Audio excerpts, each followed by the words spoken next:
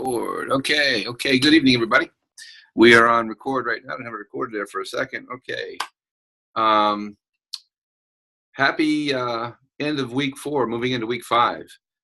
We are 4 out of 6 weeks complete right about now. That's 66% of the course is finished as we move along the human development scale here. Love this class because we start off as it's an egg, and then into an embryo and a fetus and on down the line. And now here we are looking, finishing up our young adult years, if you will, moving into middle age years. And I'm just going to mention a few things here before we get started. Well, as we get started, the work's going very well. I'm impressed, especially as if you saw my announcement on that I posted on Friday. And I hope you did. By the way, I do hope that you, the first thing you do when you go into the course is go into the announcements tab. Oftentimes there is an announcement there that you're going to want to see. And if you're not even going to go in and work, you don't go and work on the course every day, I know. But even when you're not going in to work on the course, I do hope you'll take just 2 minutes in the morning or lunchtime or whatever have you that you have available to go in and check the announcements tab. There's not always something there, but if there's ever anything there, it will be important for you to see, and I hope you do take the time to do that. The first thing I do, of course, is check the message tab. And as I told you previously, that's the best way to communicate with me. And we've had some good conversations in the message tab as well. And that's where you put your the secret Bible text, if you will, or secret code in order to get your points for watching the Zoom room recording. So we're going to talk a little bit about our development here. And by the way, your human development papers, I'm enjoying them. Just remember one thing, as you write about your story, don't forget to integrate the theory or at least one of the theories that go with it, whether that's Piaget or Erikson, or we're going to get into some really good things here in the next few days, week 5 and week 6. So it's great to hear your story, and that's a big part of it. Do not leave that out. It's your story.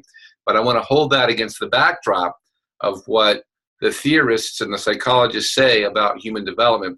And that way you can see if yours jives with them or maybe it doesn't.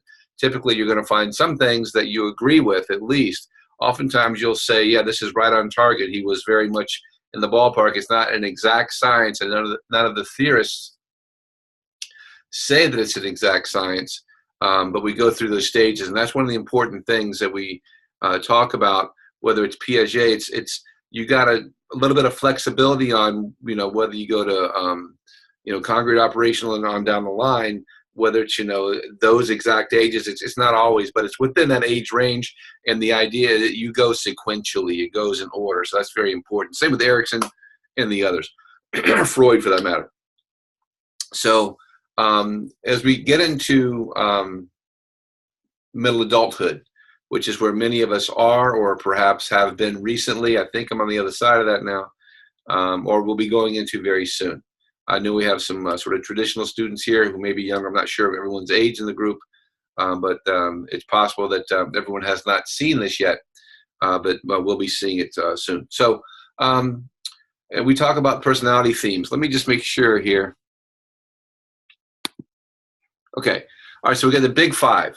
I think I mentioned this either last week in the Zoom room, or perhaps in the course room through text. This is still out there. Maybe it doesn't carry quite as much weight as it once did. That's the big 5 personality model of personality. It's extroversion, agreeableness, conscientiousness, neuroticism, and openness to experience. Those are the things they look at in your personality to see if you're going to be successful or not, so-called. It's taken some hits recently, and probably rightly so. Interesting, they talk about extroversion quite a bit, but they don't see the value of being an introvert. And there is some value to that the more we understand it. Extroversion just means we kind of gather our energy from people around us, and being around people, we get energized by that. Where introversion means we kind of gather our energy from within. So being around a lot of people is not necessarily going to bring us energy. Reflecting on on the experiences does bring us energy. We can apply both of those. It's just kind of two different paths to the same goal. And one of the things that we, used to say was your personality remains very stable, almost exact through the course of your lifetime. We've gotten away from that a little bit. Excuse me. But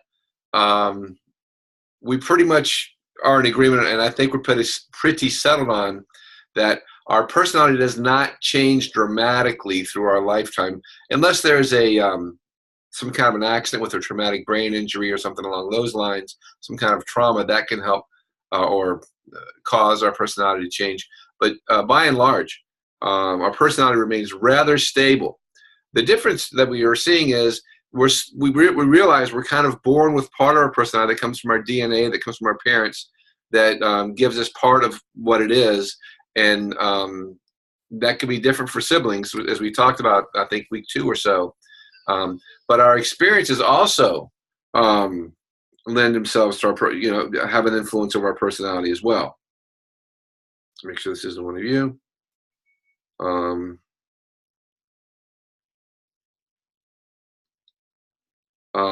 It's not. It's a different group. So, our personality is not changed, but influenced, and sometimes this causes some angst, if you will. In other words, if we are not an extrovert, but we're constantly put in positions over and over again where we have to be out there, being the life of the party and those kind of things, it can happen for a while without consequence. But if it happens over and over again, and we don't get a chance to sort of be that introvert and go back and sit on our front porch or our front living room, that can create some angst, anxiety, and stress in our lives. So be aware of where you're at. There's all kinds of personality tests, of course, that you can take online that are reliable.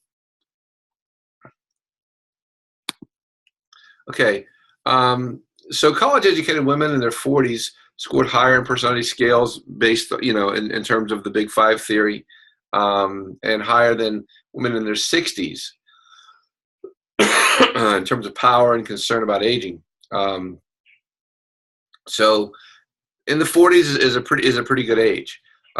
We feel settled. We're probably ideally our career is established and we're doing well, or into maybe our second career. We have a little bit more financial stability. We're a little bit more settled in who we are. But as we get into older, ladies, like any men as well, we start to look back on our lives rather than forward to what's coming. So this is one of the things that I really wanted to hit on. I'm not going to be here that long tonight. Only 45% of American workers are actually satisfied with their jobs. Only 45%. That means 55% of American workers do not have adequate level of job satisfaction. That's a big number. That's something that we can work on as psychologists, as human development psychologists, as well as industrial and organizational psychologists. Now, job satisfaction does increase steadily as we move through adulthood. In middle adulthood, we start to get settled. We start to mature, if you will. We start to realize that a couple things, we have to work typically, even if you own a business or you trade day stocks or whatever the case may be, you get settled to that. When you're younger, many people feel, and I can certainly relate to this, that, oh gosh, I thought when I grew up it would be so much fun and I'd be able to just go play and do what I wanted to do. And you have that mindset, in your teenage years perhaps, and even younger, and then you realize, of course, that it's not all fun and games. You realize, of course, growing up is very overrated, and you realize the constraints of having to have to be there. It's not even like school, which is a little bit, pre-K to 12 school, where you can take a day off here and there without really a big consequence. You can take a lot of days off, but you can take a day off here or there. With work, that's not the case. It's going to cost you somehow or another. It's going to either cost you a sick day, and now you may get paid for that, but that's one less day in your sick bank, or you may not get paid, especially if you work for yourself, if you're a business owner. So as you get older, though, you mature. You start to develop, friendships at work as well. Where earlier on, and this is me talking, not necessarily the what's given to you in the PowerPoint. It's a little extra here, but it's valid. When you start out working after college, traditional college, in your 20s or so, most of your friends are somewhere else. They're not on the job. And so you miss your friends while you're at work, so you don't have a lot of job satisfaction. But as you grow in your career, you start to build those relationships with the people that you work with. You start to build those relationships with your work peers, so that you now maybe even socialize with them, or you realize that working with them can also be a social activity. So that also increases the job satisfaction. And you're not, and conversely, you're less reliant, if you will, on your former friends for your social life, because now they've also built other relationships and they're not as reliable. You still talk to them and things like that, but that's what oftentimes leads to higher job satisfaction. Blue collar workers in this country, especially those who work for a company. A blue collar worker could be a plumber that owns his own business as well, or it could be an electrician who owns his own business, or a handyman who owns his own business. Those are considered blue collar jobs. They work with their hands, but they don't necessarily report to a boss in an organization. Nevertheless, the plumber who owns his own plumbing business may sometimes be kind of talked down to by the homeowner or the business owner, thinking, oh, he's just a plumber. Well, meanwhile, plumbers are very important, and I know some plumbers. It takes education. It takes intelligence to be a plumber. It's not necessarily an easy job. Electricians probably even more so. More training, more education, more certifications. But they do, as a blue collar worker, they do kind of have those feelings that impacts their job satisfaction. Okay. We're still dealing with what we call the glass ceiling, by the way, for women workers. And for those who don't know, the glass ceiling is the idea that women can climb up the social stratus and this corporate ladder, if you will, to a certain extent, and they get to a ceiling. Now, it's a glass ceiling. They can see what's on the other side, and they can do what's on the other side, but there is an invisible barrier there. That glass is that invisible barrier that they can't quite get to that. I remember hearing about this first when I first started my college career back in the early 80s, probably. And we're still contending with that today. It's a very real thing. Well, let's see. There we go. Now, I'll also mention this in as it relates to human development. There was a time, in the 40s and the 50s, after World War II and into the 60s, and I was born in 1960, so this is, excuse me, kind of the world I grew up in as a kid, where the idea was, you went to high school and then you started working for a factory, and you worked there for 40 years, or you went to college and started working for a company selling insurance, or maybe being a supervisor in a factory or something along those lines, and you worked there for 40 years or 45 years until you were 65. This is, again, going back to the 40s and 50s, after we had Medicare and Social Security starting at 65. That was considered the retirement age. And people didn't live much longer after being retired at 65. The average age of average life expectancy has grown. But back when people started working in the 60s, they were expected to live only to be about 70 or 75 years old on the outside. They may die at 67, 68 years old. Anyway,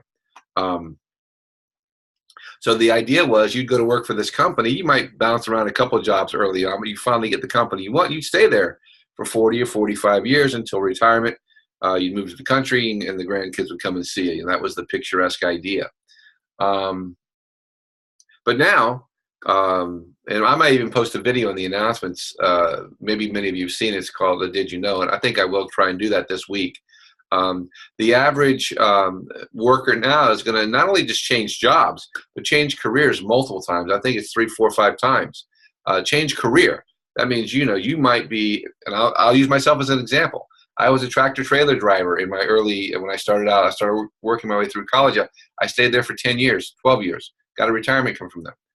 Then I owned my own business for about 6 years. Then I finally started doing what I always wanted to do, which was be in education and counseling. So that's not the norm for people my age. People my age typically may change jobs or careers once. But now people like our kids, they may have 3 or 4 different careers, completely different.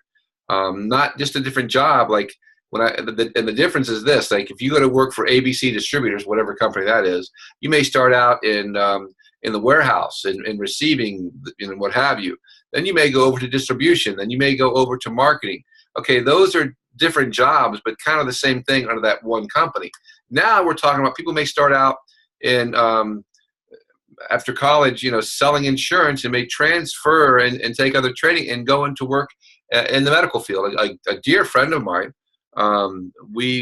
he's younger than me. We grew up in the same neighborhood. We sort of grew up together, except he's much younger than me. We had a business together. That middle thing I mentioned, my business, that was he and I together. Prior to that, he worked in the restaurant industry. He owned a flower shop. That was a subsequent, or in addition to what we did together. And now he's an audiologist doing very well. He had to go back to school, and now he's a doctor of audiology. So that's just another example. So people, are going to have different careers now. And as it relates to human development, the kids, excuse me, are the jobs they may work in may not even exist today. I was talking to a student, a young lady. I think she's probably 18, 19 years old. She's, I think, going back to college. I think she took a little time off. She's going back to college, and she's going to be studying computers and technology. And, we were having the conversation. I was, what area to go into, and she was asking me some questions. We both realized, because she's a very bright young lady, whatever she learns here, I think it's going to be like in her freshman year, finishing her freshman year, is going to be obsolete by the time she graduates 4 years from now, if she goes into computers, because there's new technology coming up all the time. So, that's the life we live in now. So, Piaget and Erickson would be very, very interested to see what's going on.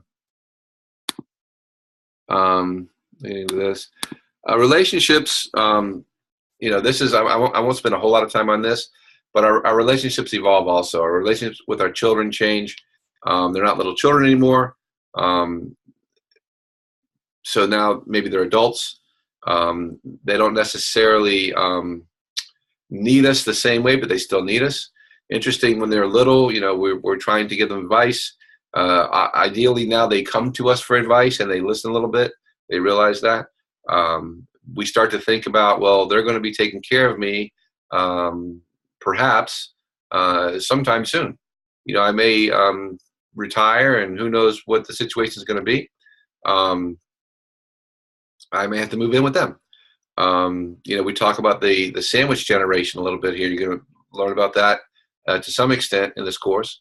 And that's the people really that are actually kind of like my age, or 50, anywhere between, I think, 40 to 55 or 60 maybe, where we find ourselves caring for our parents and also caring for our children. This may be specific to the United States, but we find ourselves here in a situation where our parents are living much longer than they used to. What I mean by that is where the life expectancy, as I mentioned before, was like early 70s. Now it's very common for people who have been retired for 20 years are still going strong, right? Perhaps they're not marketable in terms of working. They're drawing Social Security, but it's probably, not that much because they've been retired for 20 years. They may have a retirement coming in as well. So, and they may have although while they're okay, they still have some health issues that need some either financial support or some care, things such as that, some more than others. So you have the middle generation, the sandwich generation, caring for their parents, where thankfully they're still alive, right? But there was a time that they would have passed on by now, and that, along with that burden, if you will, for lack of a better term, I hate to call it a burden. So we're caring for those. And because of the changing economy and things such as that, we also are caring for our kids that are in their 20s. They're not quite able to either maybe get their own home or even their own apartment. Rent's very high, especially in Florida. So they may still be living in our house. Maybe our parents will move back in our house as well. Or if they're out on their own, they may still need some financial support from time to time. Or they may need help with babysitting. Maybe they've started a family, but now they're taking on a second job to help make ends meet because they got a child or maybe two. So now we're called on to babysit, care for them, as well as care for our parents. And it puts a strain on that sandwich generation. Again, something that is new that we didn't ever have to deal with before, and probably didn't really see coming as we should have. So we'll talk more about that. I'm going to let you get out of here right now, though. No one is on the course live, so if you're watching this, you're watching the recording. Let me make sure I am recording. Okay, great. So the Bible the verses, if you will, we're going to look at for your credit this week. You will have to share with me Psalms 91, the 91st Psalm. That's my wife's favorite Psalm, probably her favorite part of the Bible. Chapter, if you will, I guess we call it a chapter, because the book of Psalms, chapter 91. So anyway, it's Psalms 91, and of course I love it as well. And it's a little longer. I sure encourage you and invite you to read it. You know your Bible study and how maybe you're reading something else. You don't have to read that, but just tell me Psalms 91, and that will get you. If you watch this in entirety, you'll be able to get 2 extra credit points, which is pretty cool. So, all right, I'm going to let you get out of here, and I will see you this coming week in the course room. All my best.